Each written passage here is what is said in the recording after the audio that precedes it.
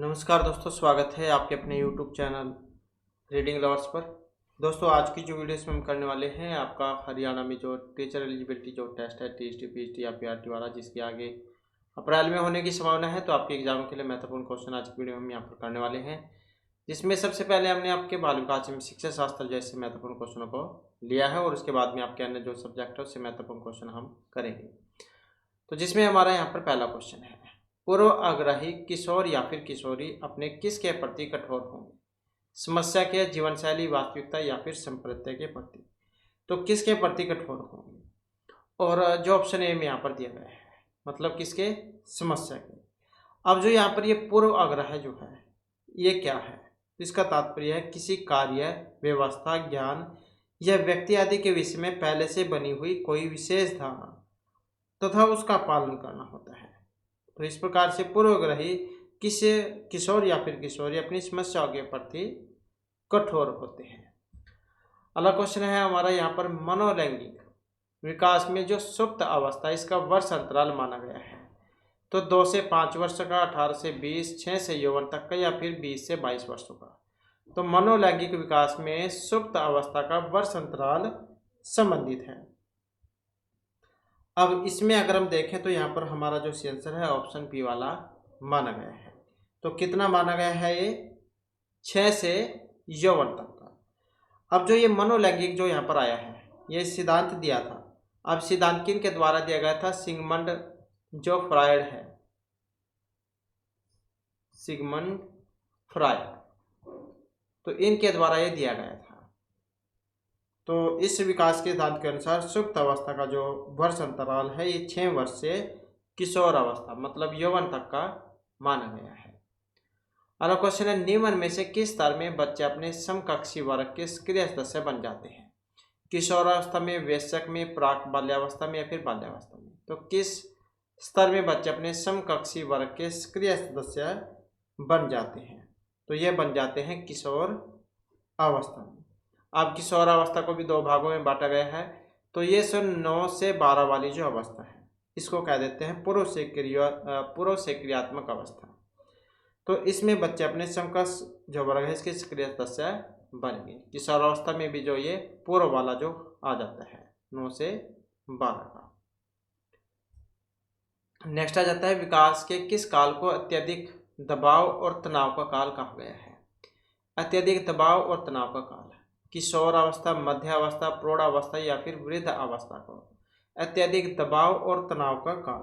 तो कौन सी अवस्था को कहा गया है, किसने कहा था? तो ये कहा गया था किशोर अवस्था को। और कहने वाले कौन थे? Stanley hall. तो ये जो स्टैनले हॉल जो है इनके द्वारा किशोर अवस्था संघर्ष, तनाव, तूफान एवं विरोध की अवस्था है। तो ऐसा जो इन्होंने कहा था। नेक्स्ट है, किशोर अवस्था में संवेग की तीव्रता किस प्रकार प्रकट होगी? प्रतिकूल पारिवारिक संबंध में, व्यवसाय की समस्या, नई परिस्थिति के साथ संयोजन से या फिर इन सभी से। तो किशोर अवस्था में संवेगों की तीव्रता किस प्रकार प्रकट होती है? और यह होगी इन सभी के ही द्वारा। अब जो किशोर अवस्था, इसमें अनेक प्रकार की परिस्थितियों के संयोजन समस्या के परिणामस्वरूप संवेगिक भावना का विकास तीव्र होगा। और जो परिस्थितियां हैं जैसे ये वाली आ गई यहाँ पर, प्रतिकूल पारिवारिक संबंध, व्यवसाय की समस्या, नई परिस्थितियों के साथ समायोजन, सामाजिक परंपराएं, तो ये सारी चीजें इसमें आ जाती हैं। नेक्स्ट आ जाता है क्वेश्चन हमारा, हाल का सिद्धांत ये व्याख्या करता है बुद्धि की प्रकृति का अधिगम में अभिप्रेरणा की भूमिका, मूल्य का विकास या फिर किशोरों का मनोविज्ञान। तो हॉल का सिद्धांत किसकी व्याख्या करता है? और ये करेगा किशोर मनोविज्ञान की, जिन्होंने पहल अमेरिका में किशोर अवस्था का वैज्ञानिक अध्ययन किया था। तो ये थे हॉल। और हॉल के अनुसार किशोर अवस्था एक आंधी तूफान की अवस्था मानी गई है, तनाव और तूफान की अवस्था।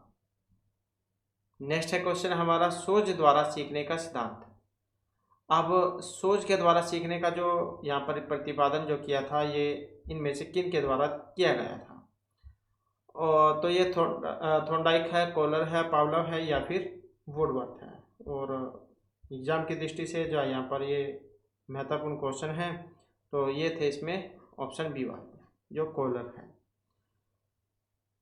तो ये जो सिद्धांत है इसके अनुसार अधिगम किसी अभ्यास का प्रशिक्षण नहीं, वस्तुतः अचानक आई सोच में होता है। इन्होंने बंदर पर सिद्धांत का प्रयोग किया था। तो अब जो ये कॉलर जो इन्होंने जो प्रयोग किया था, ये सुल्तान नामक एक चिंपैंजी था उस पर किया था, और 4 चरणों में इन्होंने पूरा किया था।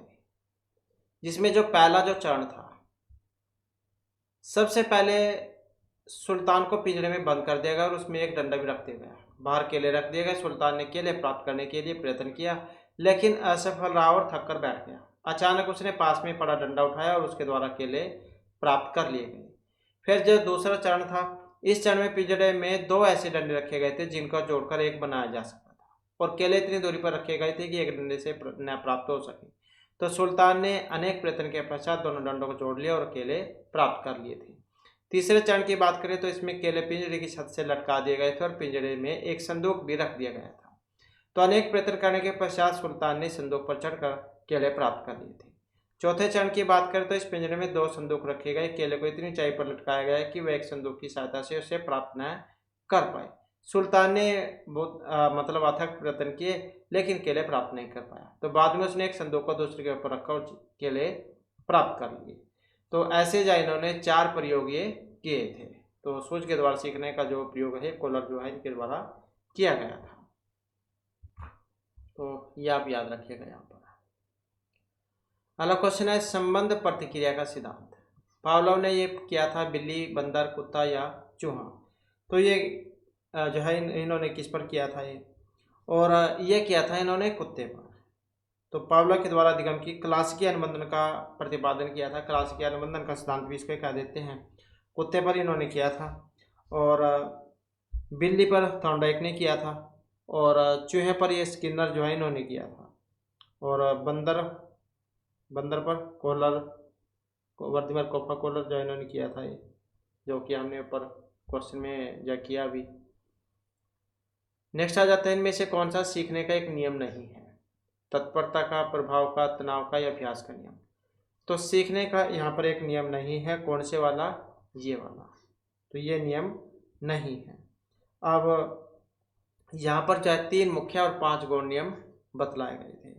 तो तत्परता, अभ्यास, प्रभाव का नियम जो है 3 मुख्य नियमों के अंतर्गत ये आते हैं, और किन के द्वारा दिए गए थे? थॉर्नडाइक के द्वारा।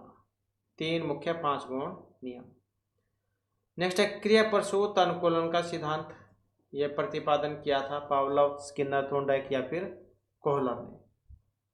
तो क्रिया प्रसूत अनुबंधन का सिद्धांत किनका था? तो ये स्किनर का था। किस पर किया था इन्होंने? चूहे पर। और पावलोव, जैसे कि ऊपर क्वेश्चन आया था क्लासिकल अनुबंधन का सिद्धांत, तो ये कुत्ते पर किया गया था। थॉर्नडाइक जो इन्होंने प्रयास त्रुटि का सिद्धांत किया था बिल्ली पर, और कॉलर का सूझ का सिद्धांत ये बंदर पर किया गया था, सुल्तान नामक जो चिंपैंजी है। नेक्स्ट है पावलोव ने सीखने के अनुबंधन प्रतिक्रिया सिद्धांत का प्रतिपादन किसके ऊपर प्रयोग करके किया था ये? तो यहाँ पर पावलोव जो है इनके बारे में पूछा गया है। तो पावलोव ने कुत्ता जो है उसके ऊपर किया था। क्लासिकल अनुबंधन का सिद्धांत कह देते हैं इसको। और इसमें जो है उद्दीपक और अनुक्रिया के बीच एक साहचर्य जो है वो स्थापित किया गया था। अनुबंधन जो है एक ऐसी प्रक्रिया से लिया गया है संबंध जिसके द्वारा उद्दीपक और अनुक्रिया के मध्य एक साहचर्य स्थापित होता है। तो ये कुत्ते पर किया गया था, तो ये आप याद रखिएगा। नेक्स्ट, अनुबंधन की प्रक्रिया में प्रथम सोपान कौन सा था? उत्तेजना, आवृत्ति, सामान्यीकरण या कोई सा भी नहीं। तो अनुबंधन की प्रक्रिया में जो प्रथम जो सोपान था ये उत्तेजना था,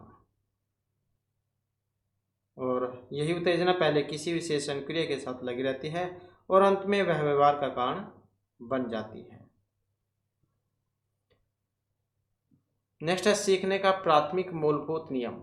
इसका संबंध था अभ्यास कार्य से, प्रशंसा, परिणाम की अपेक्षा या तत्परता से। तो सीखने का प्राथमिक मूलभूत नियम कौन सा था? तत्परता का। थॉर्नडाइक ने, जैसे कि हमने ऊपर क्वेश्चन में बात की, 3 मुख्य नियम बताए थे इन्होंने, तत्परता, अभ्यास और प्रभाव का नियम। तो ये जो तत्परता जो है यह नियम कार्य करने के पूर्व तत्पर या तैयार किए जाने पर बल देता है। यदि हम किसी कार्य को सीखने के लिए तत्पर या फिर तैयार होते हैं तो उसे शीघ्र सीख लेते हैं और तत्परता में कार्य करने की इच्छा निहित होती है और ध्यान केंद्रित करने में भी तत्परता सहायक होती है। मतलब जिस काम को करने में आपको आनंद आता है, खुशी आती है, तो उस काम को आप जल्दी से अच्छे तरीके से करते हैं। नेक्स्ट है अधिगम में प्रयत्न व भूल का सिद्धांत। प्रयत्न और भूल का सिद्धांत ये दिया गया था, किन के द्वारा दिया गया था? प्रयत्न एवं भूल का सिद्धांत थॉर्नडाइक जो इनके द्वारा। और तो ये जो सिद्धांत है इसके अनुसार प्रयास और त्रुटि के द्वारा सीखने वाला एक निश्चित उद्दीपक के लिए एक निश्चित अनुक्रिया करने में परिपक्व हो जाता है। इस सिद्धांत को उद्दीपक अनुक्रिया सिद्धांत, चयन एवं संबंध का सिद्धांत भी कहा जाता है। किस पर किया था? बिल्ली पर। नेक्स्ट है थॉर्नडाइक के व्यक्तित्व के वर्गीकरण का आधार। शारीरिक गठन और शकल सूरत, रचनात्मक और मौलिकता, समायोजन और बुद्धि, चिंतन और कल्पना। तो कौन सा यहाँ पर माना गया है? इसमें देखें तो यह माना गया है चिंतन और कल्पना को। नेक्स्ट है प्रयास एवं भूल का सिद्धांत, ये दिया था थॉर्नडाइक, कोहलर, मैकडूगल या पावलोव ने। अब प्रयास और भूल का सिद्धांत किन के द्वारा दिया गया था? थॉर्नडाइक के द्वारा। तो प्रयास एवं मतलब कोई भी जब आप नया नया काम शुरू करते हैं तो शुरू में उसमें बहुत सारी गलती होती है, लेकिन जैसे जैसे अभ्यास करते चल जाते हैं तो गलतियाँ भी 0 हो जाएगी, मतलब फिर गलती एक भी नहीं होगी। नेक्स्ट आ जाता है साहचर्य का नियम। तो ये समानता का नियम है, समीपता का है, विषमता का है या फिर ये सभी है। तो साहचर्य का नियम क्या है? तो ये सारे के सारे जो है यहाँ पर साहचर्य का नियम माने गए हैं।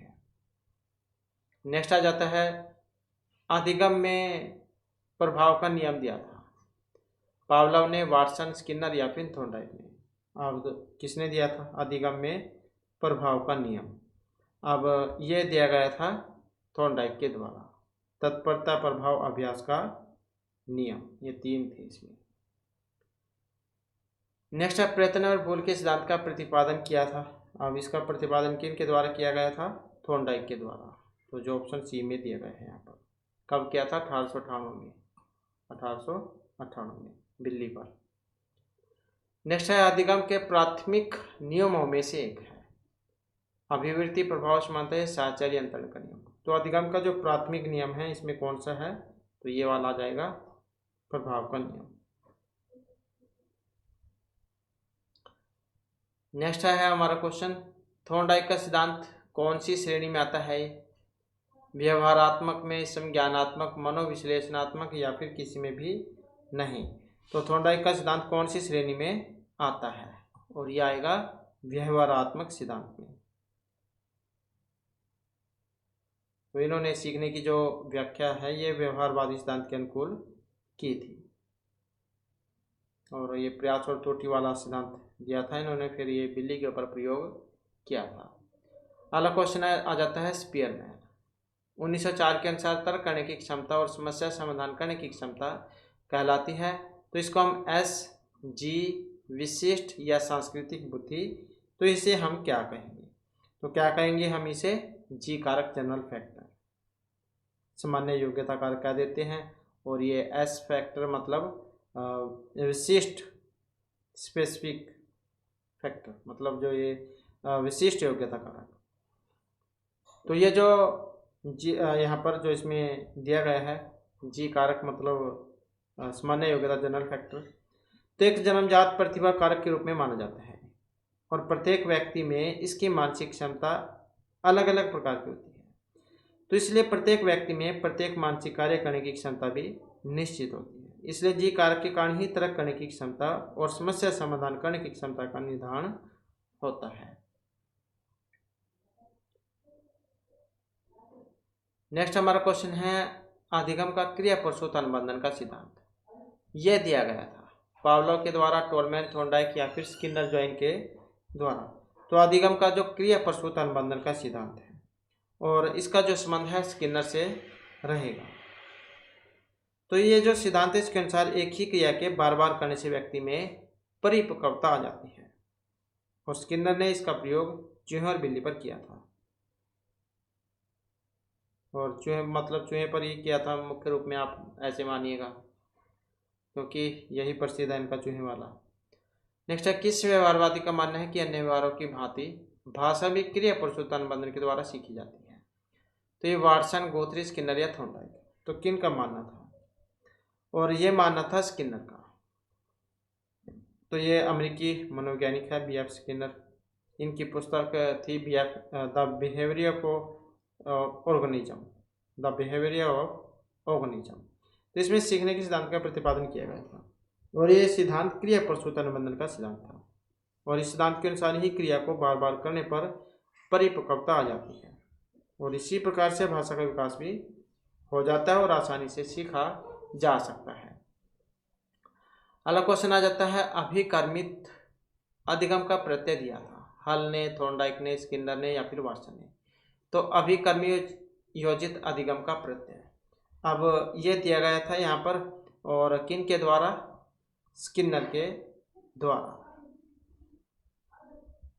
तो जिस प्रकार से पावलोव को ये क्लासिकली अनुबंधन के लिए जो जाना जाता है, तो इसी प्रकार से जो स्किनर है इनको संवेगात्मक अनुबंधन से इसके लिए जाना जाता है।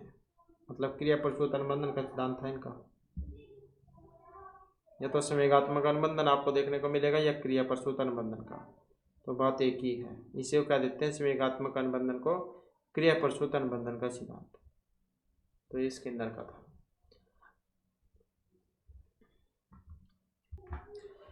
तो कोहलबर्ग जैन का विकास का सिद्धांत इनमें से संबंधित है। अब ये भाषा विकास से है, नैतिक विकास से है, संज्ञानात्मक विकास से है या फिर सामाजिक विकास से है। तो किससे इसका संबंध है? और संबंध की बात करें तो ये नैतिक विकास से यहाँ पर लिया गया है। तो ये जो लॉरेंस कोहलबर्ग जो थे, इन्होंने 10 से जो 16 वर्ष के जो बच्चे हैं तो इनके व्यवहार का विश्लेषण किया था और जीन पियाजे का जो नैतिक विकास का जो सिद्धांत है इसको विस्तारित, परिवर्तित और परिमार्जित किया था।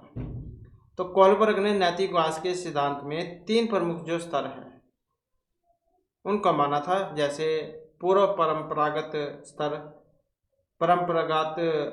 और उत्तर रूढ़िगत स्तर। तो 3 स्तर जो इन्होंने माने थे। तो कोहलबर्ग ने नैतिक विकास के सिद्धांत में 3 प्रमुख स्तर माने थे, पूर्व परंपरागत स्तर और उत्तर रूढ़िगत स्तर। तो ये 3 माने थे इन्होंने। नेक्स्ट क्वेश्चन है, कोहलबर्ग जॉइन के अनुसार अवस्था में नैतिकता बाह्य कारकों के द्वारा निर्धारित होती है। पूर्व पारंपरिक, पारंपरिक, पश्चात पारंपरिक या कोई सा भी नहीं। तो कौन सी थी? और ये थी ऑप्शन ए वाली, पूर्व पारंपरिक अवस्था। तो जैसे कि अभी ऊपर क्वेश्चन में हमने बात की, तो नैतिक विकास के 3 सिद्धांत अवस्थाएं बताई थी इन्होंने। तो पूर्व परंपरागत स्तर, परंपरागत और उत्तर रूढ़िगत स्तर। तो इसमें जो ऑप्शन ए को माना गया है। तो ये जो पूर्व परंपरागत जो अवस्था है इसमें बालक में नैतिकता बाह्य कारकों के द्वारा निर्धारित होती है।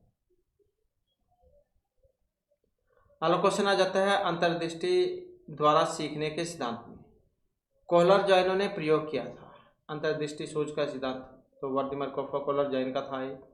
तो इन्होंने कुत्ता, बिल्ली, वनमानुष या चूहा किस पर प्रयोग किया था? और इन्होंने किया था वनमानुष पर, जो चिंपैंजी जो था उस पर किया था। तो जर्मन मनोवैज्ञानिक हैं वोल्फगंग कोहलर, ये इनका नाम था। और इनकी जब पुस्तक है मेंटलिटी ऑफ ओप्स, इसमें 1925 में इन्होंने बताया था। और ये कोहलर है, इन्होंने सोच का सिद्धांत दिया था, सुल्तान नामक चिंपैंजी पर किया था। ये ऊपर क्वेश्चन में हमने पढ़ाई है इसमें। अगला क्वेश्चन है, निम्न में से कौन सा सीखने के गैस्टोलट सिद्धांत से संबंधित है? अब गैस्टोलट जो सिद्धांत है इससे संबंधित है पावलोव, थॉर्नडाइक, स्किनर या कोहलर। तो यही थे वर्दिमर कोहलर। गैस्टोलट सिद्धांत था इनका ही, सोच का सिद्धांत कह देते हैं जिसे। अगला क्वेश्चन है हमारा क्षेत्र सिद्धांत से। अब क्षेत्र सिद्धांत किस वर्ग का सिद्धांत है? व्यवहारवादियों का है, संरचनावादियों का है, मनोविश्लेषकों का है या फिर गैस्टोलटवादियों का है? क्षेत्र सिद्धांत, क्षेत्र सिद्धांत का जो संबंध है ये गैस्टोलटवादियों से है। आपका लेविन जाइए गैस्टोलटवादी मनोवैज्ञानिक है। और लेविन का जो क्षेत्र सिद्धांत सामान्य शब्दावली में कहता है कि मानव व्यवहार व्यक्ति और वातावरण दोनों का प्रतिफल है। जिसे सांकेतिक रूप में प्रदर्शित किया जा सकता है। नेक्स्ट आ जाता है व्यवहारिक क्षमताओं में वह सापेक्ष स्थायी परिवर्तन जो कि प्रचलित अभ्यास का परिणाम होता है उसे कहते हैं अधिगम, अभिप्रेरणा, अभिवृद्धि या अभिक्षमता। तो व्यवहारिक क्षमता में वह सापेक्ष स्थायी परिवर्तन जो कि प्रचलित अभ्यास का परिणाम होता है तो उसे कहा जाता है। तो उसे हम क्या कहेंगे? ऑप्शन जो ए में दिया गया है, मतलब अधिगम। तो सीखना या अधिगम एक ऐसी प्रक्रिया है जिसके द्वारा अनुभूति या अभ्यास के फलस्वरूप व्यवहार में अपेक्षाकृत स्थायी परिवर्तन होता है। नेक्स्ट क्वेश्चन है हमारा, मानसिक आयु का प्रत्यय जो है ये दिया था बी ने, साइमन, टर्मन, स्टर्न या सिरिल बर्ट ने। तो यहाँ पर जो ये दिया गया था, अब किन के द्वारा दिया गया था मानसिक आयु का प्रत्यय? अब ये दिया गया था बी ने, साइमन के द्वारा। बुद्धलब्ध निकालने का फार्मूला इन्होंने बताया था मानसिक आयु बटे वास्तविक आयु गुणा 100 वाला। तो मानसिक आयु का प्रत्यय दिया था बी ने, साइमन ने। नेक्स्ट आ जाता है भाटिया बैटरी परीक्षण। ये किसके परीक्षण हेतु किया जाता है? व्यक्तित्व, सृजनात्मकता, बुद्धि या फिर अभिवृद्धि के लिए। तो भाटिया बैटरी परीक्षण, और ये है बुद्धि मापने के लिए। और इसका जो निर्माण जो है ये भाटिया जो थे इन्होंने किया था वर्ष 1955 में। और बैटरी बुद्धि परीक्षण इसको कहा जाता है। तो बुद्धि परीक्षण ये आता है इसकी श्रेणी में।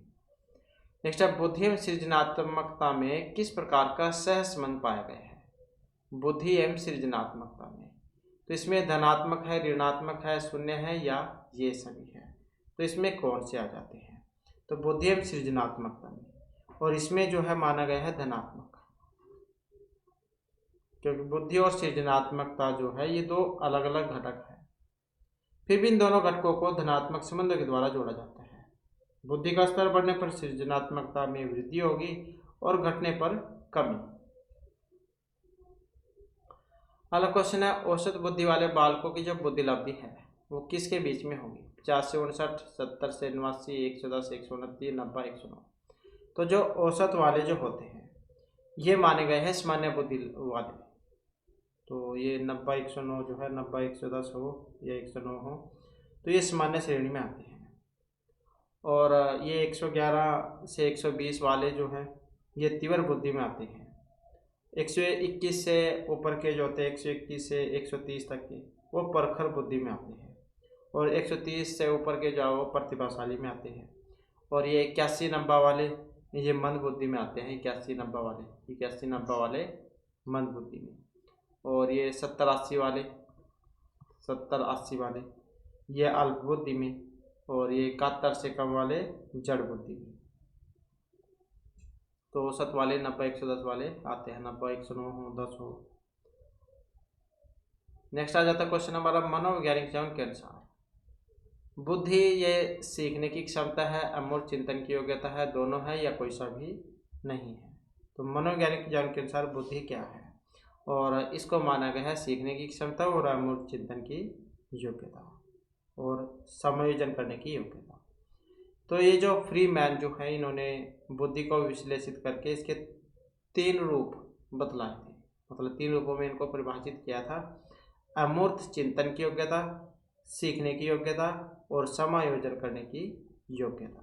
तो ये 3 जो है बताए गए थे।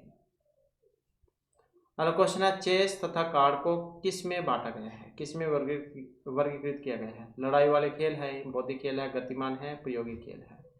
चेस तथा कार्ड जो ताश खेलते हैं वे वाले, तो इनको जब बुद्धि का खेल माना गया है। और ताश में तो सबसे ज़्यादा लड़ाई भी बचती है अगर हम रियल में देखें तो क्योंकि किताबी के ज्ञान के अनुसार हमने देखना है तो बौद्धिक खेल इसको यहाँ पर माना गया है।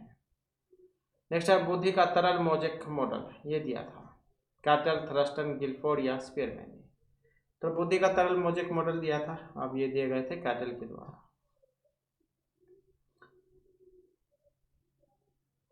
ये जो सिद्धांत है इसके अनुसार व्यक्ति में तर्क और सोचने की शक्ति जन्मजात होती है।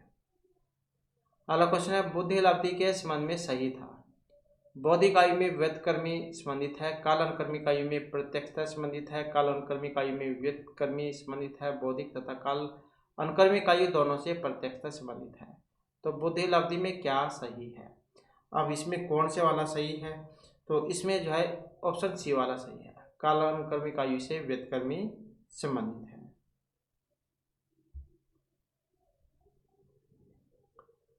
नेक्स्ट आ जाता है मानसिक स्वास्थ्य विज्ञान का प्रमुख उद्देश्य था।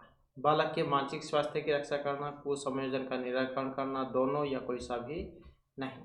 तो मानसिक स्वास्थ्य विज्ञान का प्रमुख जो उद्देश्य कौन सा था?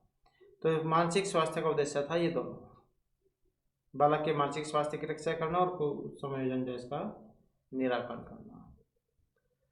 नेक्स्ट आ जाता है 140 से अधिक जो बुद्धि लब्धि वाले बच्चे हैं, इनको किस श्रेणी में आप रखोगे? मूर्ख में, सामान्य बुद्धि में, मंद बुद्धि या फिर प्रतिभाशाली में?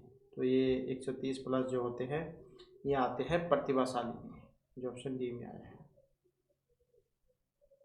71 से मतलब यहाँ से लगा लो, 130 वाले होंगे, 130 प्लस वाले तो ये प्रतिभाशाली होंगे, और 121 से 130 वाले ये प्रखर बुद्धि में आएंगे, और 111 से जो 120 है ये तीव्र बुद्धि में आएंगे, और 91 110 वाले जैसे कि हमने पहले बात की थी ये सामान्य बुद्धि में आ जाते हैं, और ये 81-90 वाले या मंद बुद्धि में आ जाएंगे, और ये 71-80 वाले ये अल्प बुद्धि में आ जाएंगे, और ये 71 से कम वाले जो होते हैं ये जड़ बुद्धि में आ जाते हैं। अगला क्वेश्चन है हमारा यहाँ पर बिने साइमन परीक्षण, ये मापन किया जाता है सामान्य बुद्धि का, अभिवृद्धि, विशिष्ट या विषमता का। तो बिने साइमन परीक्षण ये मापन किया जाता है, किसका मापन होता है? विशिष्ट बुद्धि का, जो एस्पेक्ट है वो वाला। और 1905 में हुआ था परीक्षण ये बिने साइमन, दो जो मनोवैज्ञानिक थे, इसको 1905 में किया गया था। अगला क्वेश्चन है मानसिक आयु के प्रत्यय का सर्वप्रथम प्रयोग किया था थॉर्नडाइक ने, स्पीरमैन, गेलफोर्ड या बिने साइमन? तो मानसिक आयु के प्रत्यय का प्रयोग किया गया था और ये किया था बिने साइमन ने 1890 में, और फ्रांस में किया गया था ये। फिर इसी को ही आगे बिने साइमन परीक्षण का नाम दिया गया था। तो ये व्यक्तिगत जो बुद्धि मापन के लिए सबसे पहला जो प्रयोग हुआ था ये पेरिस में हुआ था, पेरिस विश्वविद्यालय में जो प्रोफेसर बी ने जो है इन्होंने किया था। फिर 1890 में बी ने और साइमन ने फ्रांस में रहते हुए जो है ये मतलब पढ़ाई करते हुए मंद बुद्धि बालकों के लिए शिक्षा का प्रयास किया था। फिर 1905 में दोनों मनोवैज्ञानिकों ने व्यक्तिगत बुद्धि परीक्षण की खोज की, जिसे बिने साइमन बुद्धि परीक्षण नाम दिया गया। नेक्स्ट है बुद्धि परीक्षण में एक 16 वर्षीय बच्चा 75 अंक प्राप्त करता है तो उसकी मानसिक आयु हो सकती है। अब उसकी मानसिक आयु इनमें कितनी निकल के आएगी? तो मानसिक आयु बटे वास्तविक आयु गुणा 100, यही था इसका फार्मूला। तो क्या होगा? 75 x बटे में कितना हो जाएगा? 16 गुणा में क्या होगा? 100। तो क्या हो जाएगा? 75 गुणा 16, 75 गुणा 16 बटे में 100 कितना आ जाएगा? 5। अगला क्वेश्चन है केंद्रीय तंत्रिका तंत्र में होते हैं, तो इसमें सभी अंग होंगे, मस्तिष्क होगा, मेरुदंड होगा, मस्तिष्क तथा मेरुदंड होगा। तो इसमें क्या होता है केंद्रीय तंत्रिका तंत्र में? तो इसमें जो है मस्तिष्क तथा मेरुदंड इसको माना गया है। नेक्स्ट है आधार आयु निम्न में किसके मापन से संबंधित है? रुचि, व्यक्तित्व, बुद्धि या फिर अवधान से? तो आधार आयु में किसके मापन से ये संबंधित है और ये लिया गया है बुद्धि से, तो ऑप्शन सी वाला इसका हो जाएगा। और ये जो विलियम स्टर्न जो थे तो इन्होंने 1912 में दिया था, इसका परीक्षण किया था, मतलब बुद्धि लब्धि वाला। नेक्स्ट आ जाता है 8 वर्ष के इस दौर की मानसिक आयु है 10 साल। तो बुद्धि लब्धि जब इसकी निकलेगी तो कितनी होगी? तो वैसे ही हो जाएगी मानसिक आयु बटे वास्तविक आयु गुणा में 100, तो कितनी आएगी? 125। अगला क्वेश्चन आ जाता है हमारा, बैटरी जो इसका प्रयोग किसके मापने के लिए किया गया था? व्यक्तित्व, रुचि, बुद्धि या अभिक्षमता। तो किसके मापन के लिए किया गया था ये? तो व्यक्तित्व मापने के लिए किया था, बाट या बैटरी परीक्षण वाला। नेक्स्ट है, मनोविज्ञान की प्रथम प्रयोगशाला को किसने स्थापित किया था? तो ये डब्ल्यू वुंट ने, सिगमंड फ्रायड ने, पावलोव ने, वाटसन ने। तो मनोविज्ञान की प्रथम प्रयोगशाला ये स्थापित की थी, और ये स्थापित करने वाले थे डब्ल्यू वुंट, जो ऑप्शन ए में यहाँ पर दिया गया है। और प्रथम प्रयोग इन्होंने किया था 1879 में जर्मनी में।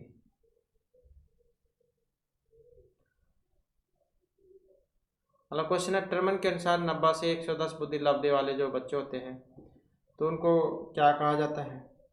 तो उन्हें क्या कहा जाएगा? सामान्य बुद्धि लब्धि वाले, जैसे कि ऊपर क्वेश्चन में हमने आपको बतलाया था। तो ये तो जो हमारे यहाँ पर जो आपके बाल विकास शिक्षा शास्त्र से क्वेश्चन थे, और इसके बाद में फिर हम अन्य जो सब्जेक्ट है उससे महत्वपूर्ण क्वेश्चन या करेंगे, और जिसमें हमारे यहाँ पर पहला क्वेश्चन है। तो जैसे यहाँ पर दिया गया है कि मैं अवश्य पहुँचूंगा। अब ये जो अवश्य है ये क्रिया विशेषण रीति वाचक है, पहुँचूंगा का विशेषण है, क्रिया विशेषण स्थानवाचक है, काल है, परिमाण है। मतलब जो ये क्या है यहाँ पर? तो इसमें ऑप्शन ए वाला हो जाएगा इसका, क्रिया विशेषण रीतिवाचक, पहुँचोगा का विशेषण है। अब रीतिवाचक क्या होता है? तो जो शब्द किसी क्रिया के करने के तरीके या रीति का बोध कराएंगे तो वो होंगे रीतिवाचक। जैसे धीरे धीरे, रोज रोज, ऐसे जो होते हैं। अब जो विशेषण जो है यहाँ पर क्रिया विशेषण ये 4 प्रकार के होते हैं, रीति, स्थान, काल और परिमाणवाचक। अब स्थानवाचक क्या होता है? तो वह अविकारी शब्द जो क्रिया के संपादित होने के स्थान का बोध कराएंगे। जो अविकारी शब्द किसी क्रिया के संपादित होने के स्थान का बोध कराएंगे तो उसे हम कहेंगे स्थानवाचक। यहाँ, वहाँ, कहाँ, जहाँ, भीतर, बाहर, ऐसे शब्द आपको देखने को मिलेंगे। कालवाचक की बात करें तो जो अविकारी शब्द किसी क्रिया के होने के समय के बारे में हमें बतलाएंगे। परसों, पहले, पीछे, कभी, अब तक, अभी अभी, बार बार, ऐसे शब्द आपको देखने को मिलेंगे। परिमाण की बात करें तो जो अविकारी शब्द किसी क्रिया के परिमाण अथवा निश्चित संख्या का बोध कराएंगे तो उन्हें हम परिमाणवाचक कहेंगे। बहुत, अधिक, अधिकाधिक, पूर्णतः, सर्वथा, कुछ, थोड़ा, तो ऐसे शब्द आपको देखने को मिलेंगे। तो इस प्रकार से 4 यहाँ पर इसके जो भेद जो ये माने गए हैं। नेक्स्ट आ जाता है,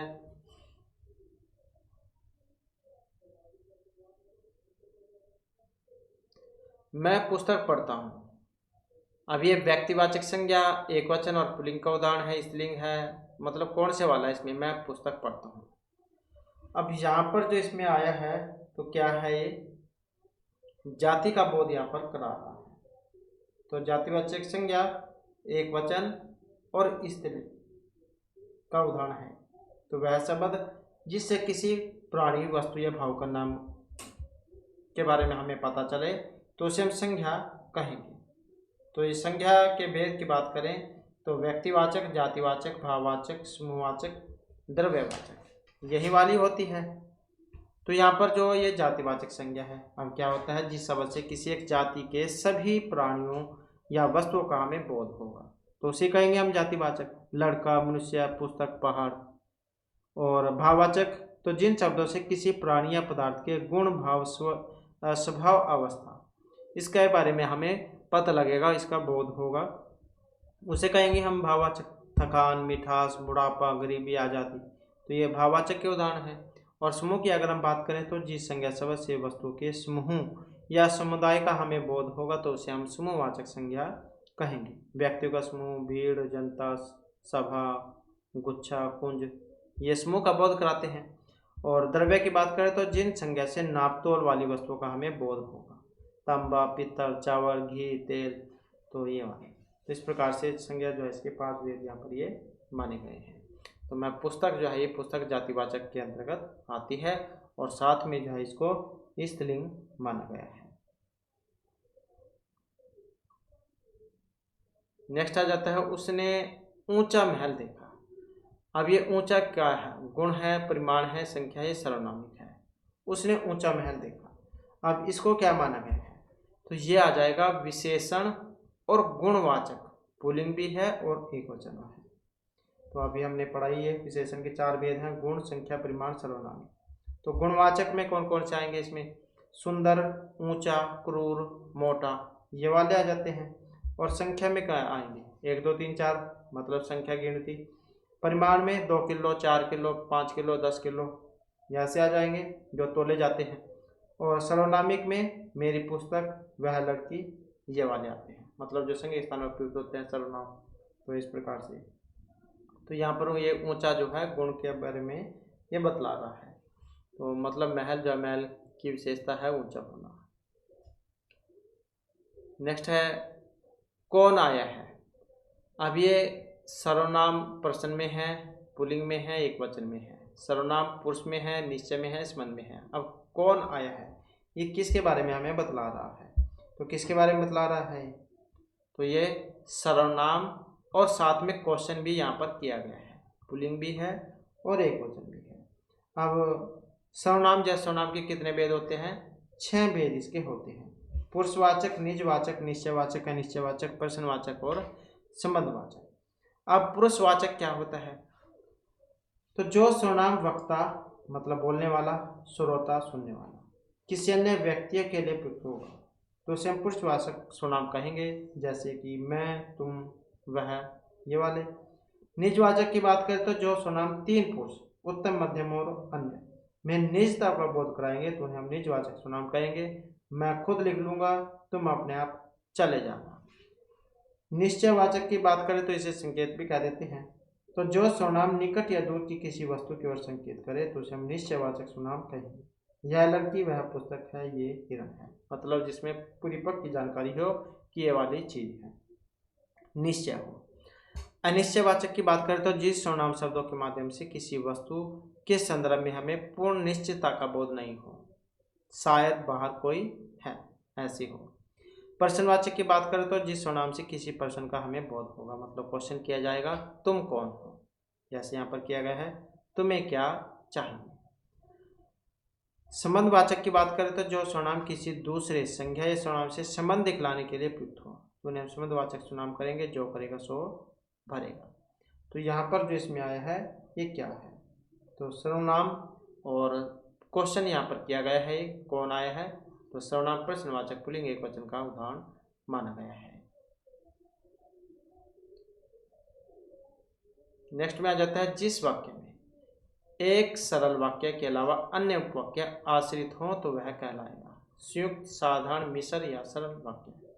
तो जिस वाक्य में एक सरल वाक्य के अलावा अन्य उपवाक्य उस पर आश्रित हो, उसमें जुड़े हुए हो तो वह वाक्य कहलाएगा। तो क्या कहेंगे, उसे हम मिश्रित वाक्य या मिश्र वाक्य कह देते हैं।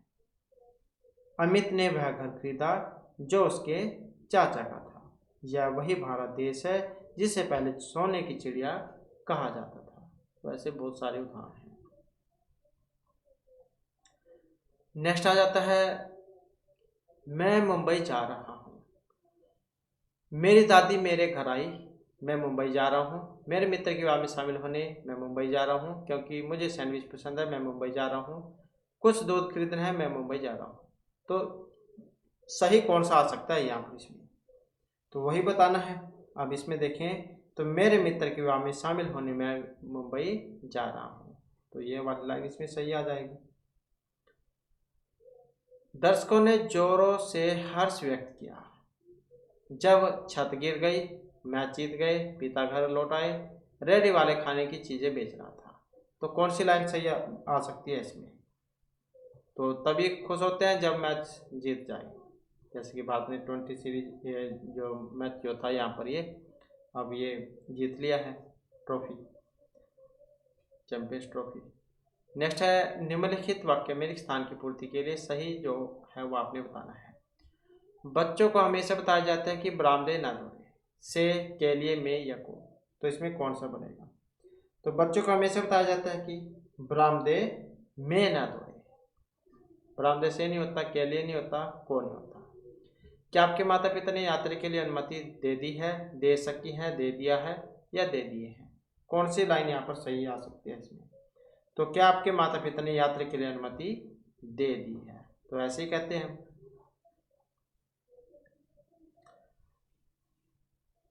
नेक्स्ट आ जाता है, बस ने उस महिला को गिरा दिया, रोजी रोटी कमाने के लिए बहुत परिश्रम करती है, जिसने, जिसे, जहां या जो। तो कौन सा बन सकता है यहाँ पर? तो बस ने उस महिला को गिरा दिया जो रोजी रोटी कमाने के लिए बहुत परिश्रम करती है, ऐसे बनेगा। नेक्स्ट आ जाता है, यहाँ पर भी क्रम 1 2 3 4 दिए गए हैं। वाक्य में अनुच्छेद बनाने के लिए सही क्रम कौन से वाला बनेगा? तो सही क्रम बनाना है इसका भी। अब सही क्रम कौन सा बन सकता है इसमें? तो यही बन जाएगा, फास्ट फूड खाना स्वास्थ्य के लिए अच्छा नहीं है, इसका स्वाद अच्छा होता है पर स्वास्थ्य के लिए अच्छा नहीं है। स्कूल की कैंटीन में इस पर प्रतिबंध है, बच्चों को इसे नहीं खाना चाहिए। तो ऐसे जो अपने क्रम इनका बनाना है। नेक्स्ट अगर हम देखें तो यहाँ पर इसमें कौन सा बन सकता है? तो यही बन जाएगा इसमें, मैं कुछ खाने की चीज़ें खरीदना चाहता था, मैं एक की परचून दुकान पर गया, वह बड़ी दुकान थी, मैंने चीज़ें खरीदने पर रुपये 500 खर्च किए। अगला क्वेश्चन है, यहाँ पर भी एक अशुद्ध है तो वो आपने बताना है।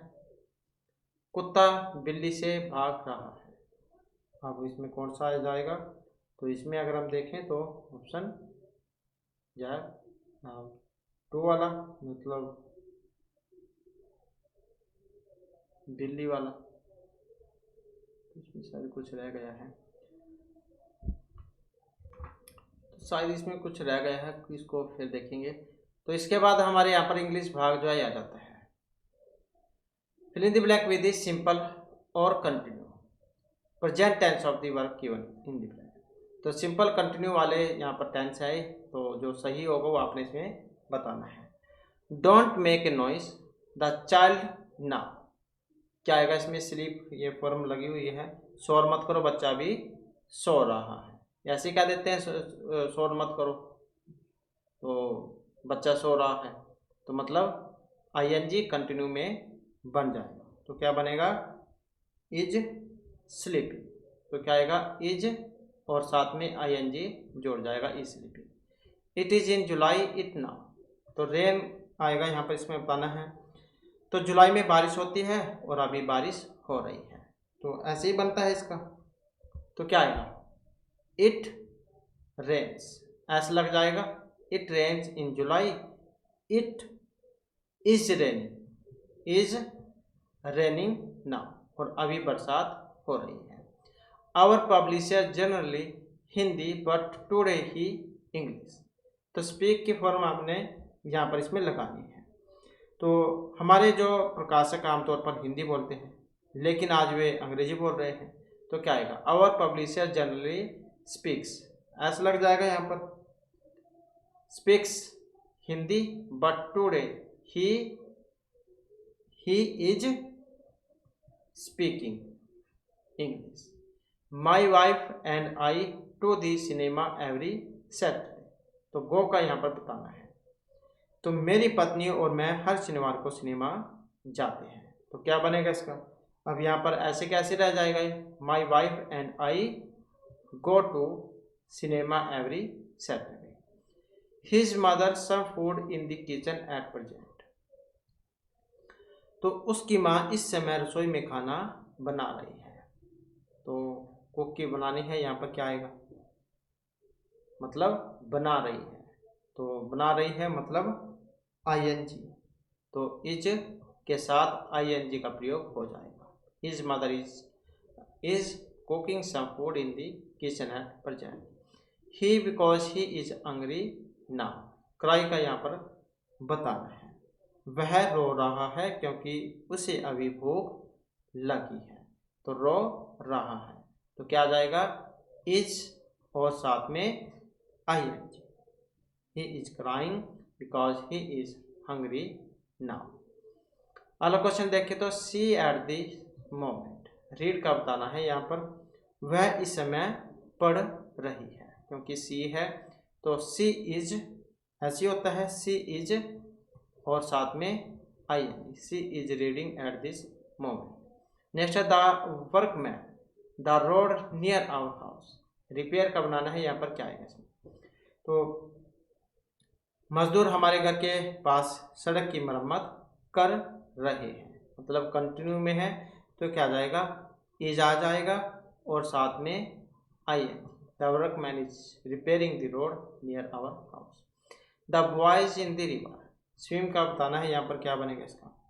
तो लड़के नदी में तैर रहे हैं, तो क्या बनेगा? तैर रहे हैं, कंटिन्यू में इज आएगा और साथ में आई एन जी। सॉरी, ये लड़के हैं, बॉयज हैं, तो आर जो है, आर का प्रयोग यहाँ पर हो जाएगा। और यहाँ पर भी क्योंकि ये वर्कमैन थे तो आर का प्रयोग होगा इसमें। द वर्कमैन आर रिपेयरिंग, तो यहाँ पर आर का प्रयोग होगा, आर का, क्योंकि बहुवचन में है, तो the workman are repairing the road near house, ऐसे बन जाएगा।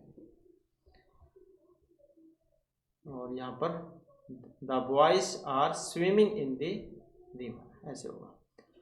नेक्स्ट आ जाता है the clouds across the sky, और मूव जो है, मूव का अपने यहाँ पर बताना है, तो कौन सा आएगा यहाँ पर? इसमें आर हो जाएगा।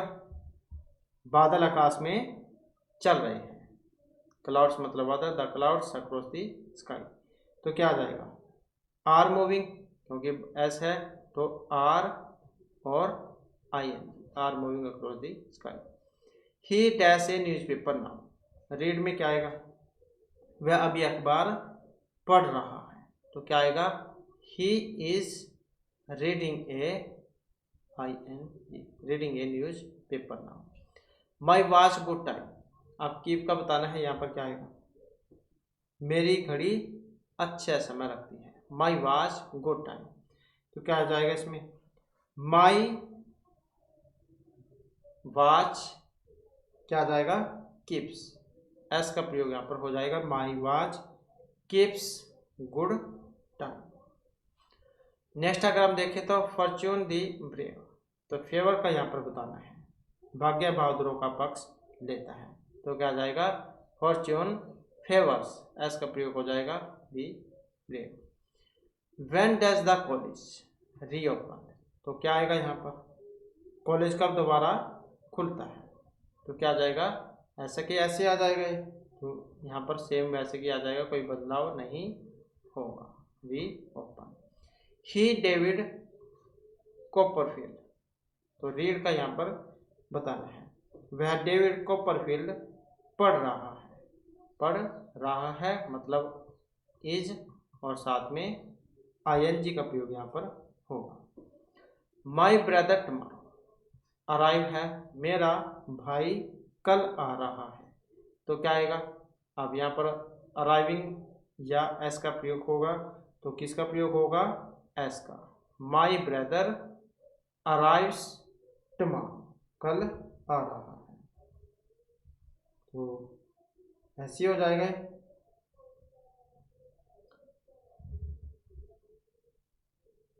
नेक्स्ट है या इज अराइविंग, मतलब इज भी आ सकता है,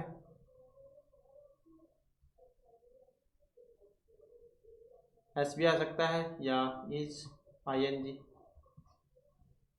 नेक्स्ट है we to the cinema tonight, go का यहाँ पर बताना है, हम आज रात सिनेमा जा रहे हैं, तो we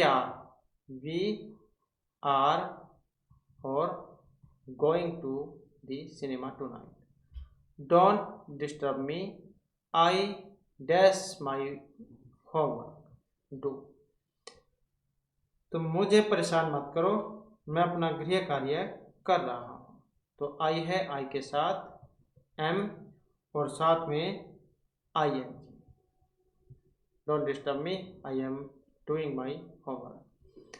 what is the matter with Veena, she in the chair and sit या क्राई, अब कौन से वाला इसमें सही बनेगा?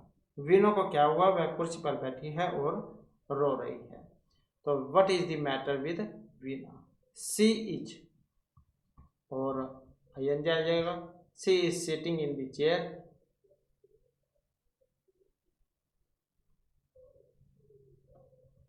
और एंड क्राइंग, इसमें भी आईएनजी आ जाएगा, क्राइंग।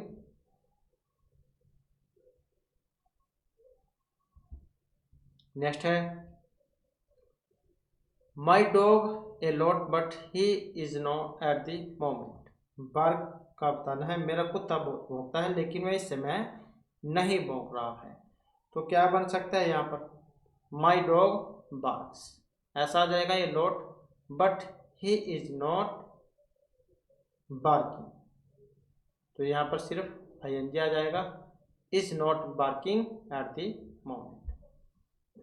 नेक्स्ट है सी टू पटना नेक्स्ट वीक, कम का बताना है, क्या आएगा यहाँ पर, तो अगले सप्ताह पटना आ रही है, सी है तो आ रही है, तो क्या आ जाएगा, सी इज, और यहाँ पर I N G, she is coming to Patna next week.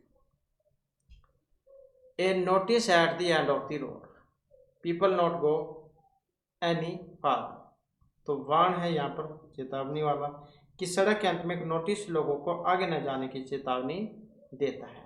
तो क्या आ जाएगा यहाँ पर, ऐसा का प्रयोग हो जाएगा, warns, a notice at the end of the roads warns people not to go any farther. Next है when the certain Juliet at her desk suddenly the window and a mask man, तो यहाँ पर बताना इसमें क्या आएगा, जब पर्दा उठता है तो जूलियट अपने डेस्क पर लिख रही होती है और अचानक खिड़की खुलती है और एक नकाबपोश आदमी प्रवेश करता है।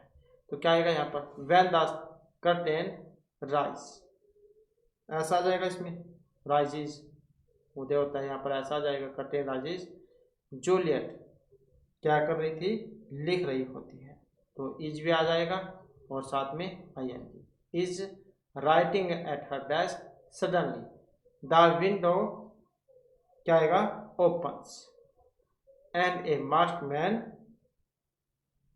और इसमें क्या आएगा, S, and a masked man enters. Next है are you anything tomorrow afternoon, do का बताना है, यहाँ पर क्या आएगा इसमें, क्या आप कल दोपहर कुछ कर रहे हैं, तो क्या आएगा, तो आईएनजी आ जाएगा, ING, are you doing anything tomorrow afternoon, the director applicant this morning, see का यहाँ पर बताना है, क्या आएगा, निर्देशक आज शुभ है आवेदकों का साक्षात्कार कर रहा है, तो क्या आ जाएगा, इज का प्रयोग होगा और साथ में आईएनजी का, यही हो जाएगा, the director is seeing the applicant this morning, मतलब देख रहे हैं या इंटरव्यू ले रहे हैं, ऐसे भी हो सकता है। तो इस प्रकार से जो हमारे क्लास में महत्वपूर्ण क्वेश्चन थे, नेक्स्ट वीडियो की उसमें हम आपके लिए नए जो महत्वपूर्ण क्वेश्चन लेकर आएंगे, और हमारे साथ अंत बनाने के लिए धन्यवाद।